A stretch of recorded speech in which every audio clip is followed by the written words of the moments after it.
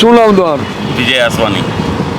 વિજયભાઈ, અમે લોકો ગ્રાઉન્ડ લેવલે જોવા નીકળ્યા છીએ. આમાં કેવું છે કે ચૂંટણી આવે ને એટલે આક્ષેપ પ્રતિ આક્ષેપ ભાષણો બધું આવે, આ બધું, અને એ બી જીત માટે આ બધું જરૂરી છે. દરેક પક્ષ પોતાની જીત માટે કંઈ તો બોલવાનો છે, કંઈ મટીરિયલ.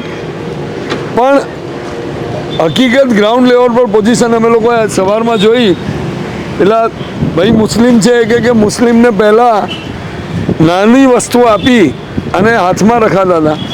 આમણે સમસ્યાઓ જ સોલ્વ કરવા માંડી. આ જે વિઝન છે મોદી સાહેબનું, એની એમણે વખાણ કરે.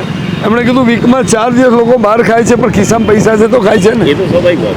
એક ભાઈએ કીધું કે પહેલાં હવે તિબાર દાવત રેશમ એક જમાનો હતો કે જીરા સાહેબ બી લોકો નહીં ખાઈ શકતા. જીરાસરમાં બી અત્યારે કમાવાનો ટુકડી ખાતા હતા. કમાવાનું તો ઘણું વધી ગયું છે, એમાં ના નથી. લોકો એટલે કમાવે એ લોકો વાપરે છે. પહેલાં શું હતું કે બચતનું કામ કરતા હતા લોકો. હવે બચત નહીં વિચારતા કે જે છે પાછળ દેખાશે. ફોરેન સિસ્ટમ જેવું થઈ ગયું છે.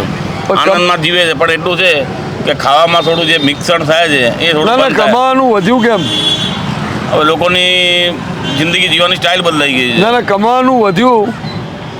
માણસ કમાય છે. આટલા બધા રેસ્ટોરન્ટવાળા કે આટલા મોલવાળા, આ બધા FDI ફોરેન ડાયરેક્ટ ઇન્વેસ્ટમેન્ટ અહીંયા વધી ગયું. ક્યારે અહીંયા આવે છે? આપણા ગુજરાતમાં પૈસો તો પહેલાથી જ છે ને. પૈસો છે, અને એ સમૃદ્ધિના કારણે લોકો આકર્ષાય. પહેલા તમને ચીપિયાથી પકડતા હતા. એટલે તમે કોઈ બી દુકાન કે કઈ બી જગ્યા લો તો કરોડો ઉપર જતી બધા પૈસા બી આવી ગયા. ક્યાંથી આવી ગયા? હવામાંથી ઉડીને તો નહીં કમાયા તો જ આપ્યા. હા, આરામથી કરોડની વાત કરે છે.